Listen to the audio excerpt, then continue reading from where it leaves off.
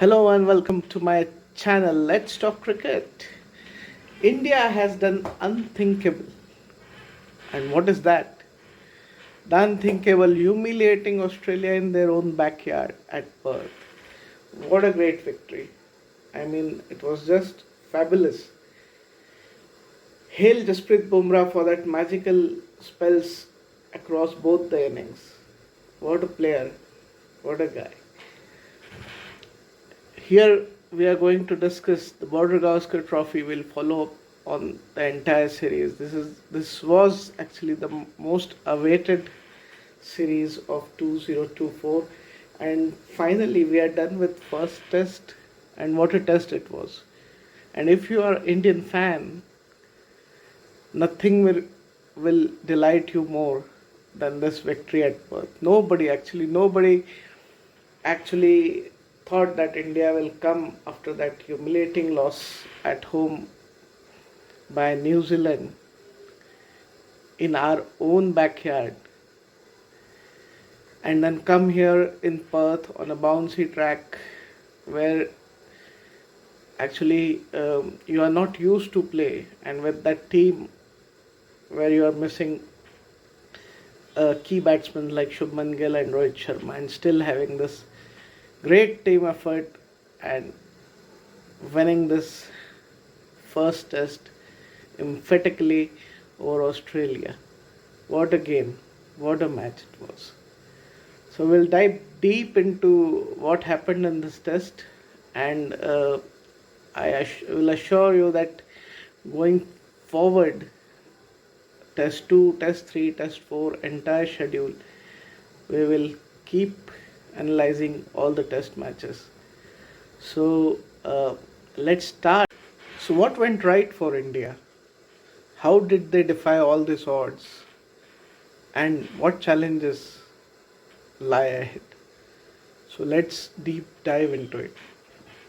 So, in the first inning, there was a collapse. The pitch was doing quite a bit. The the ball was swinging and it was coming on to bat very quickly. It was a fast pace. However, traditionally, the Perth pitch, the old Waka pitch, actually, as the day progresses, from first day to second day, the speed actually increases. However, this is OPTUS stadium, so here same thing happens, but not with that intensity. Yet the pace of the pitch is something which most pace and the bounce of the pitch is something what we mostly talk about. So first day it was quite challenging. Yashasvi Jaiswal, the young gun of India, never played in Australia, and it was quite clear that he has not played in Australia before. He is very good at playing on the rise shots, and now he must have realized that playing on these bouncy tracks, it is very difficult to play such shots. So he has to control that urge to play on the up. So that's what happened. He nicked it and got caught in the slips. It was a great learning, by the way. In the second inning, he proved that he is a quick learner. KL Rahul, I must say, has played fantastically in both the innings. First inning, he got out unlucky. I would say there was not a clear cut proof that the umpire, I don't know why the umpire overturned the on field umpire's call. There was not enough to overturn that decision.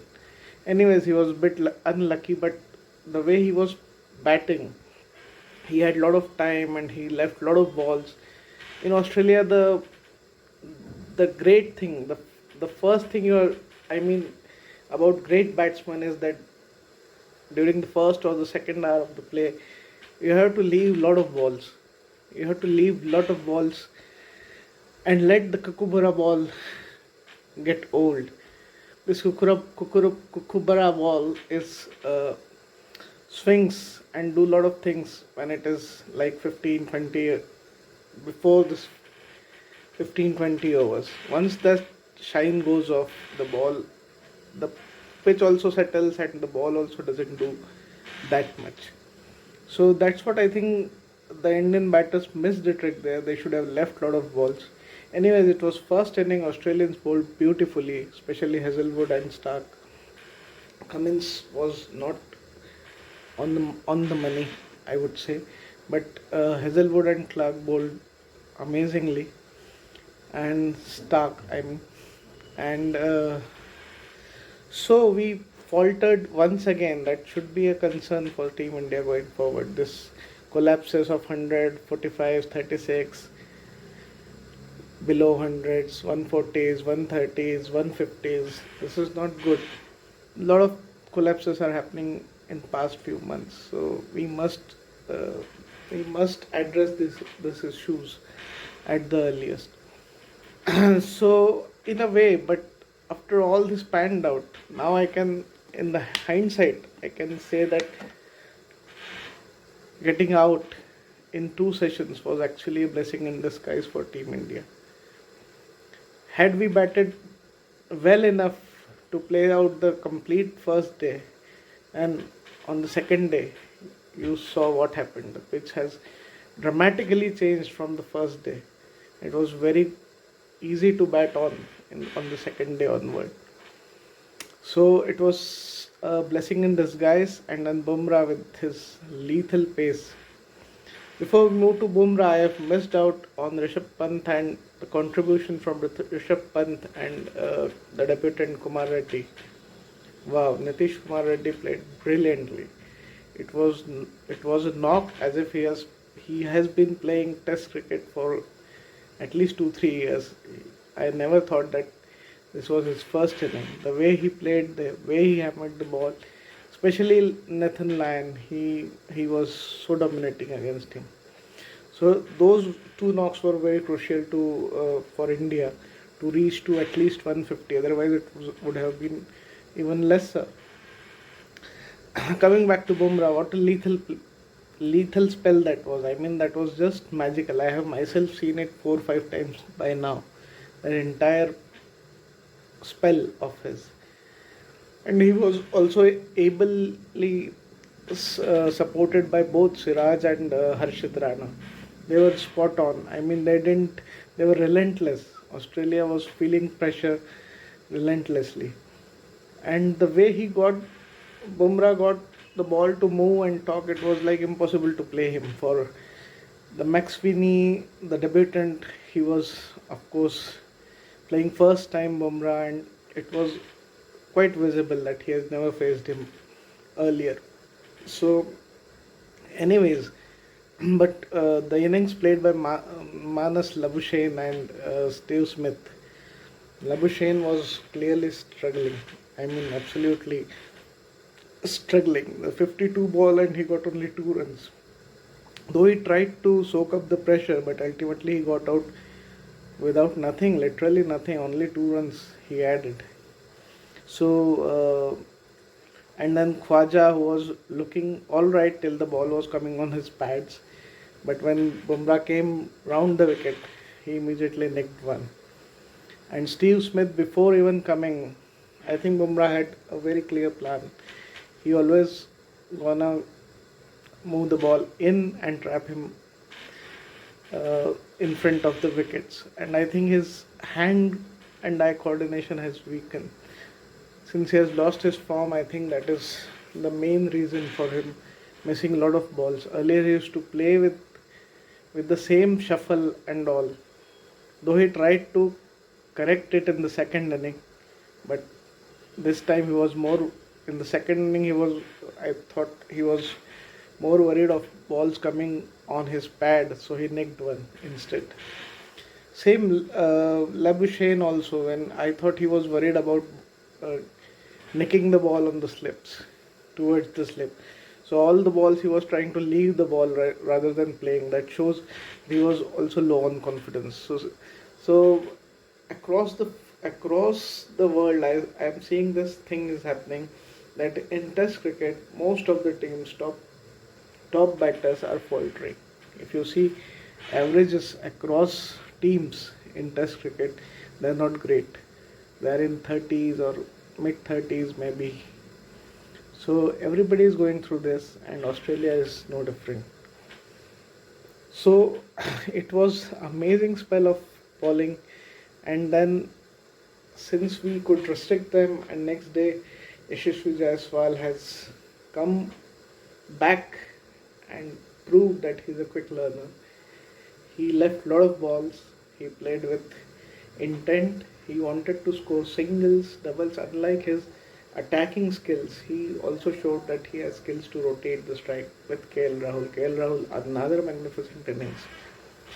That inning actually has proved that it was Yashasvi Jaiswal who can be guided well for his first or maybe the second knock of his Australia tour, and Rahul actually guided him very well. Then, of course, this next silver lining was Virat Kohli. Though he came back when in the first inning he was standing way outside the crease and got one to bounce from Hazelwood. Hazelwood bowled beautifully, and then he necked it. He was looking low on confidence, but in second inning he already knew that the score was already 200 to 200 for none, or maybe more actually. In fact, 250 after Padikkal. So 250, 270 odd he came to bat, and from the beginning the flow. When Virat is in form, you will find it in the first 10-15 balls he played. The way he was pushing the ball, the drives, all was suggesting that he was getting into his rhythm. Fortunately, Yashasvi was on the other side and team was doing well. He had no pressure to score runs quickly. He took his time and then a fantastic 100. That's what we wanted. That was quite a statement that Yashasvi Jaiswal in his first tour, the promising young talent, the Australians have seen it now. He has scored 100 in just second inning on Australian soil, and Virat Kohli once again proving it that class is permanent. So it was a great call from Bumrah once again. Another good innings by Reddy at the back end. He just hammered them. I mean, what confidence these guys are having after this IPL thing. I think he was so confident. He just hammered every bowler out of the park. I mean, the way he shown the intent, and then Virat also pushed his score from that 60 to 100 was brilliant. I mean, he scored quite quickly because the demand was that Bumrah wanted to have one go at Australia about half an hour, 40 minutes before the stumps. And my goodness, what a spell yet again. Second innings, no difference. I mean, he just ran through them. I mean, they lost 3 wickets. Pat Cummins shown great intent, I must say. Coming after all that toil, hard work of bowling for 24 hours. I mean, not 24 hours literally, but bowling for 1.5 days. And then coming out and as a night watchman. It's a dirty job. I don't think so anybody is willingly ready to do it, but he actually gave a statement to his team that okay, I'm here to help. He tried to survive, but then Siraj got one to get his edge, and he could not survive. Then came Manas Labuschagne. Once again he was struggling big time, and Bumrah once again caught him leaving the ball and trapped him in front of the wickets. So 3 wickets in that space of 30 minutes was quite crucial, and that set the tone for our first victory in this series. Next day, Travis Head and Mitch Marsh played well, very well. Travis Head always play well. He has an intent to score, and when he's not bothered about, when he's not bogged down in the crease, he mostly survives and scores quickly. So it was a very good inning of 89, I would say. And Mitch Marsh also shown that he's in some kind of nick, but the other Australian batters are certainly not in great shape, I must say. Eventually, the test ended in 2 sessions on day 4. I think which everybody thought after the first day that this first day 17 wickets fell. On the second day only 3 wickets fell. So everybody thought that after the first day everybody thought that this test will get over in like 2.5 days. But no, because of her classic batting by Yashasvi and Kohli's and Rahul's, um, we got we got ahead of the game very well. So we won the first test on the 4th day, and the margin of victory was quite embarrassing for Australia. It was like a humiliation in their own backyard. So nobody expected them to lose, and not by this margin for sure. Nobody would have dreamed that India will come to Perth and knock Australia off and win by 395 runs. That's quite huge. So what now? Great start to India in this series, and but there are challenges ahead. Australia is not a team that will crumble, especially in playing in Australia. I'm sure they are going to bounce back hard, especially with the test in Adelaide, which is a day-night test, and day-night tests are generally very tricky. There are challenges ahead for both the teams. India will have to again go with different set of players, as Rohit Sharma is back and Shubman Gill probably will be back too after his injury in second test. So mostly Jurel and Padikkal will make way for the Indian captain and Gill. And now the talk will be basically on if Rahul will open and Rohit will go down, or Rohit will open and Rahul will come back will come at 5 or 6. So that will be a challenge again. In Adelaide, I would suspect that they will play Ashwin instead of Sundar. They should, and because Ashwin has a good record in Adelaide. So there will be challenge in terms of team composition and new players coming in, joining the team. So moreover, they have to be very careful in their first inning approach. The first 1 hour in Adelaide will be very crucial if we are batting or bowling. So whoever dominates that first hour of play in Adelaide will continue that momentum. India needs to continue this momentum, and for that it is very important that they bat well and they bat deep. So of course their batting will be strengthened with Rohit Sharma and Gill back. So but the challenge is also in again the same thing. They have to leave a lot of deliveries here when they start their innings. And also in terms of bowling, I think they have to manage workload of Jasprit, Bumrah for sure. However, Siraj and Harshit has bowled really well. Both of them have bowled really well. Harshit Rana, being debutant, had a very good outing in Perth. It suits his kind of bowling. So I'm not surprised that he has had the impact in that match. And going forward, I'm not sure how Adelaide pitch and will conditions will be, because day and night is a different scenario altogether.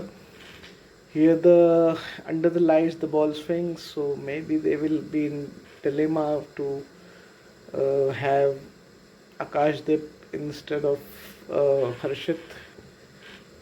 And as I said, I think Ashwin will replace Washington Sundar. I am not sure, but that is what it looks like. And Australia, there are a lot of challenges for them too. The batting, they must resolve their batting issues at the start. If they are not able to do it, if they are not able to face if they have another collapse in this second test, then it will be very difficult for them. Going 2-0 down to India, then it will be curtains for them. I'm I don't see them coming back then to win 3-2 after losing two tests. But second test is very crucial for India and much crucial for Australia. They have to tie this series so to have that impact in the balance three games. So let's let's see how it pans out. Uh, I'm very excited, and Adelaide promises to be another thrilling battle. The thing is, can India continue their dominance or will Australia bounce back? Stay tuned as we follow up on this epic contest, and we will do the in depth analysis of Adelaide Test maybe every day. Yeah. See you again. Thanks for watching. If you like the content, do share and subscribe. Thank you.